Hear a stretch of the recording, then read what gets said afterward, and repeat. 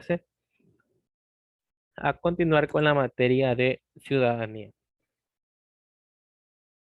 Bueno, vamos a ver acerca de la evolución histórica dentro de las demandas sociales de los pueblos y nacionalidades. Esta va a ser la parte uno, va a constar de 3 partes aproximadamente. Bueno, para comprender las demandas actuales de los pueblos y nacionalidades indígenas, el Estado ecuatoriano es preciso realizar un abordaje histórico acerca de los factores que motivan a su vez a sus protestas. Al momento en que los españoles llegaron a América, estas tierras estaban habitadas por sociedades que vivían siguiendo sus propias tradiciones y lógicas en su desarrollo. El proceso de conquista implicó la imposición del dominio español sobre los pueblos indígenas y con ello su sometimiento en la calidad de servidumbre. Cuando llegaron los españoles, las personas, los indígenas, los autóctonos que vivían en estas tierras, ya se encontraban organizados de manera política, de manera social, económica y de una manera religiosa. Pero a los españoles, al conquistarlos, esto fue un cambio radical para ellos, puesto que en primer lugar dio paso al mestizaje, es decir, que los españoles se casaban con las hijas de los caciques. ¿Se casaban para qué? Para tener más poder o para tener el poder que ellos deseaban. Es decir, yo me caso con la hija de tal cacique, lo que me va a dar a mí eh, eh, poder o soberanía sobre ciertas tierras o sobre cierto poblado. Es de ahí que solo los hombres eran los que practicaban, bueno, que se acostaban con las hijas de los caciques. Y bueno, gran parte del mestizaje fue producto de violaciones. Ahora, estos chicos o estos niños que nacían por parte de los que verdaderamente se casaban con las indígenas, tenían que olvidarse de las costumbres, en este caso de la madre, porque los únicos que se acostaban con los indígenas eran los hombres. Las mujeres españolas no veían bien esto, puesto que lo veían como un acto de deshonra o vergüenza. Ahora, estos niños tenían que olvidarse de su pasado, de su mitad, es decir, su parte indígena, y siempre actuar como españoles.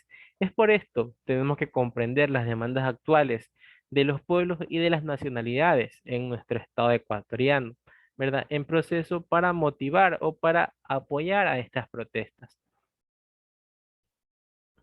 A ver. Y bueno, este es el mapa de los pueblos y nacionalidades indígenas. Aproximadamente creo que hay entre 18 a 9 pueblos de los que se puede contar. Bueno, en este caso, el maltrato infligido a la población autóctona, conjuntamente con la expansión de enfermedades nunca antes conocidas en estas tierras, provocó la mortandad de la mayor parte de los habitantes indígenas del continente, conocido como un etnocidio. ¿Qué es esto del etnocidio? Esto quiere decir cuando muere un pueblo o cuando muere una cultura, la cual ya no queda parte de ellos sin reconocimiento. Siguieron bastantes etnocidios a lo largo de las conquistas españolas, ¿verdad? Esto provocó la mortandad de una gran cantidad de indígenas en el continente. Se calcula que hacia el siglo XVI América estuvo poblado por 70 millones de personas y al cabo de 200 años de conquista su población se redujo a 7 millones de personas. O sea, es una gran cantidad, un gran porcentaje el cual murió por culpa de enfermedades que ellos desconocían o que eran nuevas para ellos. Ahora, con respecto a las demandas indígenas en la colonia, bueno, se entiende que durante la colonia los pueblos indígenas demandaban principalmente un mejor trato por parte de los conquistadores.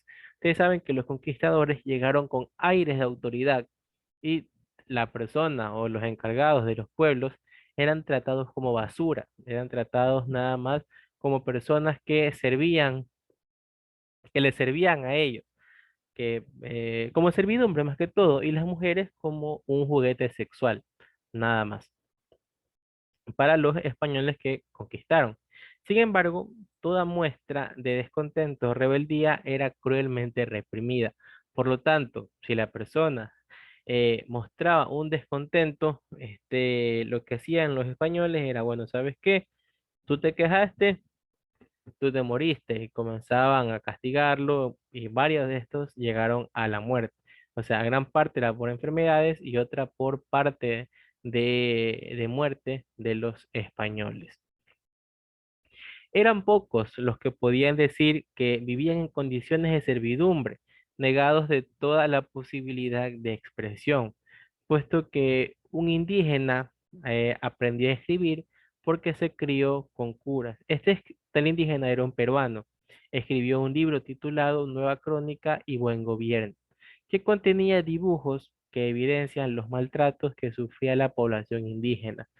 Su idea era denunciar esta situación ante el rey de España y promover una convivencia pacífica, basada en el respeto a la vida, a la integridad de los indios, a cambio de entregar a los españoles todas las riquezas que ellos quisieran. Recuerden que en este caso los indígenas no veían al oro con los mismos ojos que los veían los españoles y todos estos metales preciosos.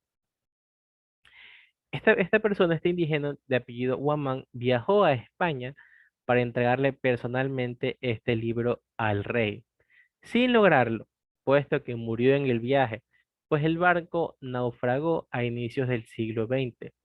Su escrito fue encontrado en una biblioteca en Dinamarca.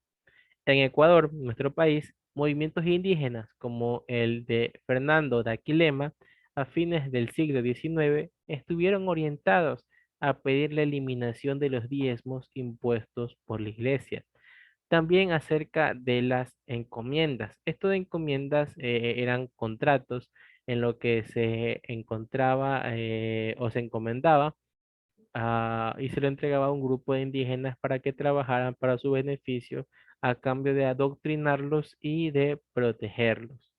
Bueno, además de las encomiendas y los trabajos forzados sin remuneración impuestos por el Estado, la consecuencia de estas protestas fue la muerte de los dirigentes. Otra líder indígena, estoy seguro que ustedes han de haber escuchado hablar, es acerca de Dolores Cahuango, quien a principios del siglo XX lideró las luchas por el derecho a la tierra, a la preservación de la lengua quichua y a la educación bilingüe.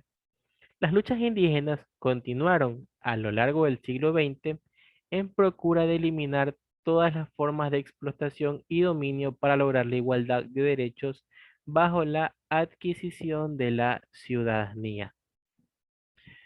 Bueno, esto también va ligado con lo que nosotros hemos visto, que antes para ser un ciudadano teníamos que cumplir, bueno, en Ecuador teníamos que cumplir ciertos requisitos. Primero, ser hombre. Segundo, ser blanco, o sea, tener orígenes blancos. Y tercero, bueno, tercero, tener más de 18 años, creo que eran 22, además de saber leer, escribir y poseer tierras.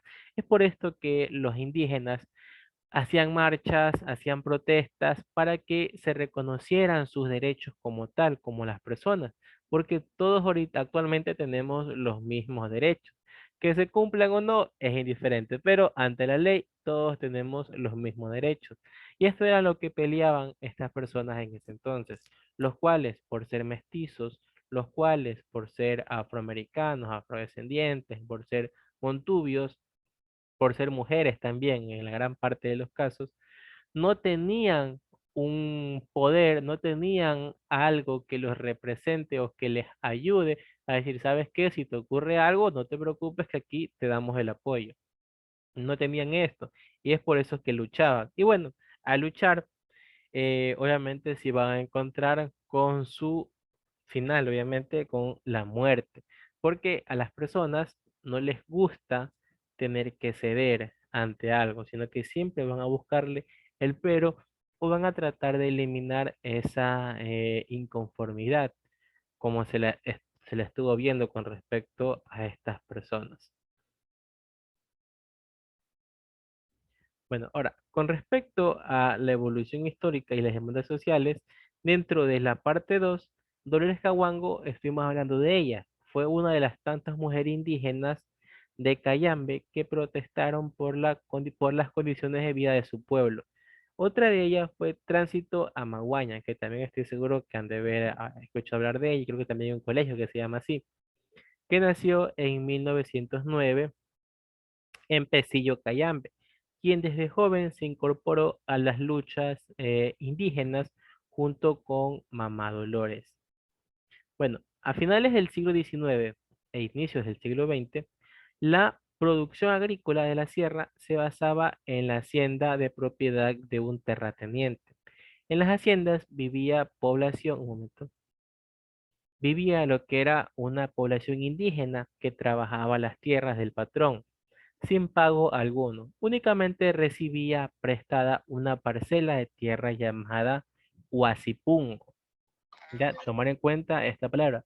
Huasipungo, porción de tierra que el amo entregaba a la familia indígena a cambio de que la cultivara en beneficio de él. O sea, era tuya, pero a la vez no era tuya, porque lo que obtenías de esta tierra tenías que dárselo gran parte al amo. Pero bueno, algo para que ellos sientan que es de estas personas. Ahora, con el Guasipungo, donde los indígenas podían sembrar sus alimentos, en algunos casos estos eran despojados de sus alimentos y recibían maltrato de forma permanente. O sea, estamos viendo que para lograr ser la sociedad que se aspiraba en ese entonces, hubo un gran derramamiento de sangre, un gran derramamiento de sangre, puesto que las personas en ese entonces, llámense los terratenientes, todos los políticos, veían como basura a los indígenas, veían como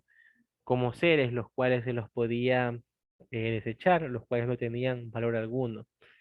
Entonces, por esto era ese tipo de maltrato. Y también obviamente, las personas, en este caso los indígenas, se cansaron del maltrato que ellos recibían y pusieron un pare, ¿verdad? Pusieron un pare a ello y decir, ¿sabes qué? Ya estoy cansado de sufrir esto, quiero luchar por mis derechos, quiero tener derechos más que todo. Quiero tener los mismos derechos que tienen las otras personas, aún sabiendo que probablemente o que muy probable que lleguen a morir, ellos siguieron luchando a pesar de toda adversidad, a pesar de todo conflicto, todo porque con el afán de que una generación futura gozara de estos derechos que, bueno, hoy, gracias a todas las luchas y protestas, se puede decir que ya tienen gran parte de lo que ellos anhelan, que aún no están contentos, es verdad, que aún pueden buscar más, y es verdad, siempre hay que buscar el beneficio en este caso. Y bueno, obviamente estas personas que comenzaron a luchar, llámense Dolores Caguango o Tránsito Amaguaña, ¿verdad? Todas ellas sabían que no iban a lograrlo eh, con ellas vivas, que muy probablemente todo lo que ellos quisieran lograr es cuando ya ellas estuvieran muertas, después de varias generaciones. Y es así como nosotros lo estamos viendo. Bueno, ahora, por otro lado, la revolución liberal posicionó a los indígenas, posicionó a los afrodescendientes y también posicionó a los montubios como seres humanos. O sea, no eran considerados ni seres humanos, como les dije, eran considerados como basura, una forma de decirlo. Así era como lo veían, eran gente desechable que estaban por estar y que su único propósito en la vida era servir. Y esto, a su vez, al ser considerados ya como seres humanos, abrió el camino para la vindicación de los derechos que solo se hizo efectiva años más tarde, cuando en el año de 1919 se dio la primera rebelión de los indígenas liderada por Dolores Canguango en contra del Huasipungo. Su plataforma de lucha se fundamentó en el acceso a la propiedad de la tierra y también al respeto principal por los indígenas. Ahora, con respecto a las demandas de los indígenas en el siglo XX, se entiende que las demandas del pueblo indígena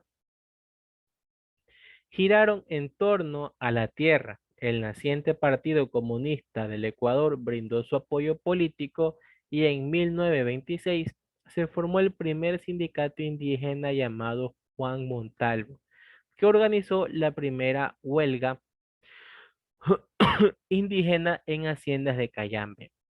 Las demandas giraron en torno al incremento de salarios, a la semana laboral de 40 horas, a la devolución de la tierra de los indígenas, a la eliminación de los diezmos, a la remuneración por el trabajo femenino, a la eliminación de servicios personales, sobre todo de las mujeres que solían ser víctimas de violación en la casa del hacendado. Todo esto se luchó para que se terminara. Así, en el año de 1938, el Código del Trabajo y la Ley de Comunas reglamentaron por primera vez el trabajo agrícola, donde las relaciones entre los peones y patrones y la defensa de las tierras comunales. Las demandas por la entrega de las tierras a los indígenas permitió que en 1964 la Junta Militar expidiera la reforma agraria que eliminó el huasipungo, convirtiendo a los indígenas en propietarios de sus tierras, lo que abrió la posibilidad de que los campesinos pudieran ser empresarios agrícolas, en procura de una sociedad más democrática. Ahora, tenemos también demandas por parte de otros grupos. Obviamente, estos grupos no se van a quedar en el olvido o en este caso en la sombra. Los pueblos indígenas amazónicos han planteado el reconocimiento y el respeto a su identidad cultural, a su forma de vida, a la protección al medio ambiente, al reconocimiento de sus espacios territoriales comunitarios y el reconocimiento como nacionalidades, donde el respeto a la cultura, al idioma, la religiosidad, la historia y las formas de organización económica, social y política que les sean propias. Es decir, respeto a todos lo que ellos, a los que ellos creían, a los que ellos se habían ya encaminado.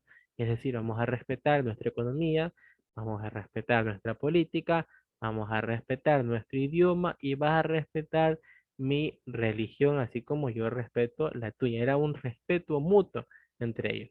Por ello, el pueblo afrodescendiente ha luchado por el reconocimiento de su identidad cultural, donde la eliminación de la discriminación racial y la exclusión de las actividades laborales o políticas. Este es otro en este caso, este es otro grupo el cual ha sufrido a lo largo de la historia un sinnúmero de discriminación, incluso más grande que lo que han sufrido las mujeres. Es el caso de las personas afrodescendientes, que si bien al día de hoy ya tienen la igualdad de derechos, ustedes ven que el racismo aún continúa, especialmente en los Estados Unidos.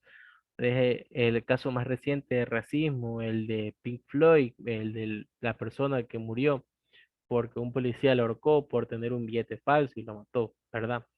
Entonces, aún eh, se viven escenas de racismo en el mundo, aún no está erradicado del todo. Y bueno, un sinnúmero de grupos sociales que se siguen descubriendo, como la comunidad LGBTI, un sinnúmero de ellos, ¿verdad? Ahora, el pueblo Montubio ha sido otro grupo el cual también ha sido discriminado, puesto que este pueblo ha demandado el reconocimiento de su existencia como un pueblo mestizo que se asienta en el interior del litoral desde hace más de 250 años.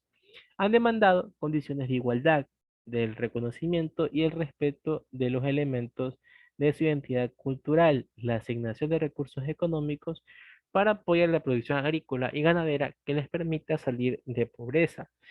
Nosotros el arroz, el cual consumimos, todo esto es gracias a los montubios, los cuales se dedican a la agricultura, también se dedican a la ganadería, y ellos también querían tener el respeto que estaban consiguiendo otros grupos. Es por esto que, así como Ecuador fue luz de América, estas mujeres, estos grupos indígenas, fueron luz para los demás grupos que se encontraban en represión. Y esto, gracias a ello, se motivaron a decir, ¿sabes qué? Si ellos pudieron, ¿qué me impide a mí no poder hacerlo? Un momento. Ya, y bueno, con respecto a la tercera parte de esto, la evolución histórica de las demandas sociales de los No pueblos tenía que y nacionalidades, en 1990 se produjo uno de los hablar. acontecimientos, perdón,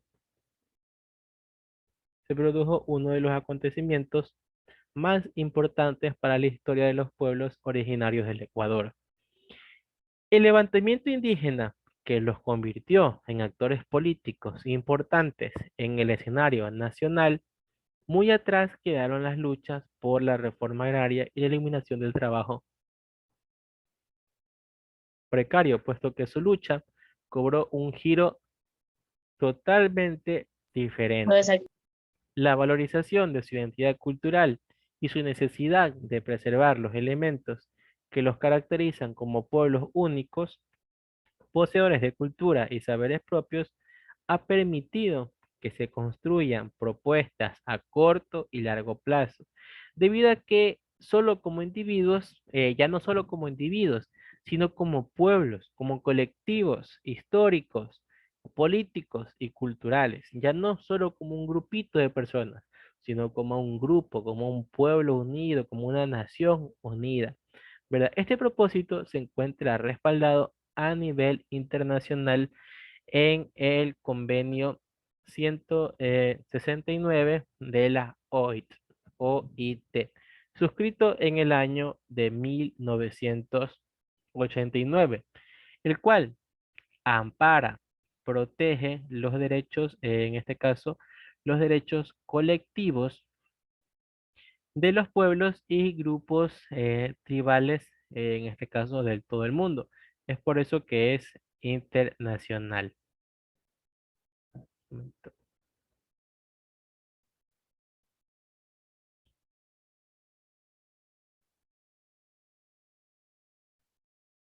Ya, bueno, entonces recuerden esto, convenio 169 de la OIT, la cual la OIT es la Organización Internacional del Trabajo. Ya. Bueno, las demandas, por otro lado, se enfocaron en la solución de problemas de tierras, el reconocimiento de los pueblos y nacionalidades indígenas por un Estado plurinacional y un Estado multicultural.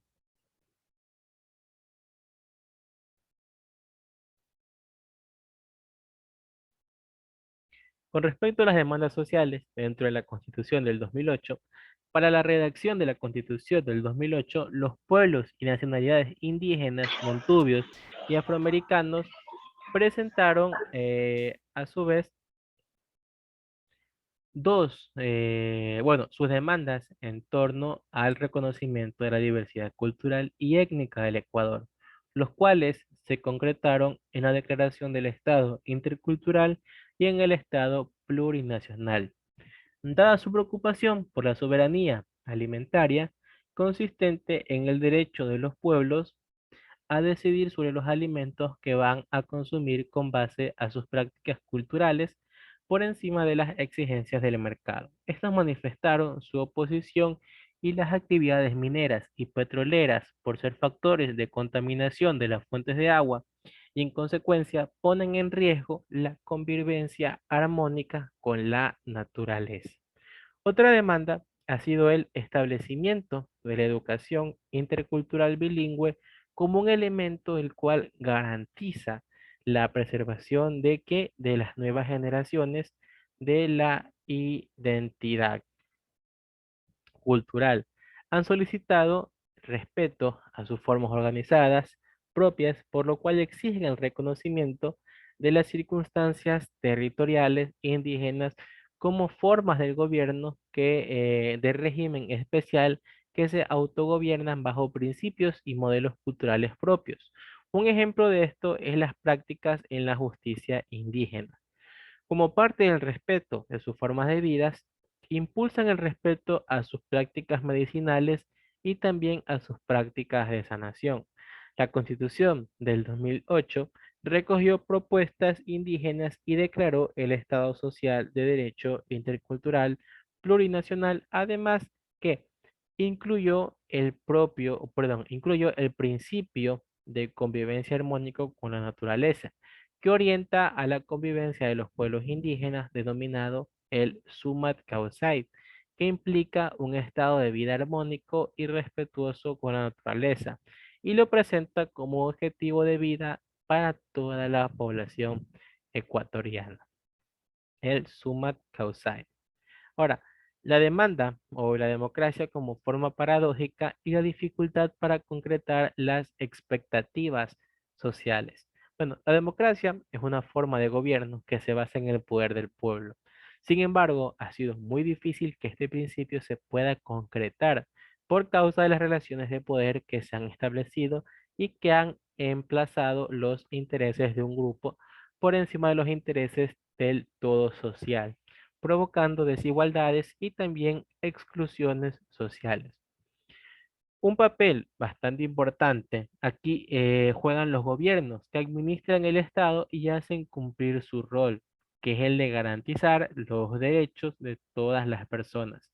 Sin embargo, el poder ha sido ocupado por sectores dominantes en casi toda la existencia del Estado. Y estos grupos solo velan por su interés económico cuando la población evidencia que la clase política hace prevalecer sus intereses. La democracia pierde legitimidad, a lo que pasamos a la igualdad social.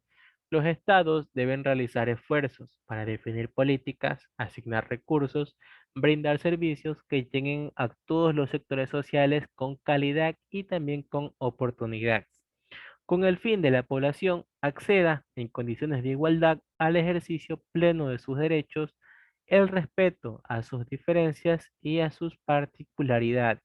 El problema radica en que no se sostiene la atención de toda la población por igual, cuando el ingreso de un país varían, cuando se puede cobrar impuestos u obtener recursos económicos para mantener lo que es la prestación de servicios. Con respecto a la movilidad social y también a la marginalidad, en nuestros países, gran parte de la población vive en condiciones de pobreza y apenas puede satisfacer sus necesidades básicas. Hay una clase media que cuenta con recursos para vivir sin poseer grandes lujos y persiste una clase alta, integrada por un número minoritario de personas que posee recursos en abundancia. Ahora, la movilidad social hacia abajo se produce por la actividad económica de las ciudades que atrae a las personas que abandonan el campo al deteriorarse ahí las actividades productivas. Este fenómeno no ha determinado crecimiento urbano desmedido sin servicios básicos ni condiciones que brinden a la población una verdadera calidad de vida. En otras ocasiones, la inexistencia de oportunidad de desarrollo económico ha motivado, en este caso, lo que es el crecimiento, o bueno, una gran calidad en lo que es la vida. En otras ocasiones, la inexistencia de oportunidades de desarrollo económico se motiva por lo que es la población, a que la población migre a otros países en busca del sustento. ¿Para qué? Para sus familias. Con respecto a la autonomía personal, también existe la autonomía que tienen las personas para decidir aportar o no al cambio del mundo. La democracia requiere que esta es tal en la que las medidas de las demás personas también lo adquieran. Vivir en democracia significa entender que todas las personas tenemos el mismo derecho a alcanzar un nivel de bienestar, por lo tanto, debemos superar actitudes individualistas que resten oportunidades a que otras personas puedan desarrollarse. Alcanzar la igualdad social, el reconocimiento de los derechos de personas y colectivos en total respeto a su diversidad ha sido un camino largo de maduración y de perfeccionamiento de la democracia. Las conquistas sociales están plasmadas en el marco legal y requieren ir concretándose en la realidad para alcanzar un máximo grado de lo que es la realización. Y bueno, con respecto a la soberanía del pueblo y último tema, el cual es que las demandas sociales de los pueblos deben cumplirse por los estados por más dificultades que se presenten. Estas demandas se sustentan en el derecho de la existencia que posee lo que es un pueblo soberano. La soberanía popular, del latín supremus, señor supremo, es el derecho y la voluntad política de un pueblo para autodeterminarse, exigir y decidir independientemente de sus poderes externos. En la Edad Media se usó la palabra soberano para llamar así al príncipe por sobre su autoridad, donde no había ningún otro poder para el siglo XVI. Esta palabra pasó a ser un concepto desarrollado por los politólogos, en el cual se sostenía que la soberanía era un poder que yacía en un rey cuya autoridad era indiscutible, pues era asignada por Dios. Y se caracterizaron tres formas de gobierno: la democracia, la aristocracia y la monarquía. Bueno, la democracia sabemos que es el poder soberano que lo tiene el pueblo. La aristocracia era la soberanía, donde la soberanía la tiene un pequeño grupo de poder, y la monarquía, la soberanía la detenta una sola persona. Bueno, chicos, entonces nos vamos a quedar hasta este punto. Un momento, déjame tomar la lista. Un momentito.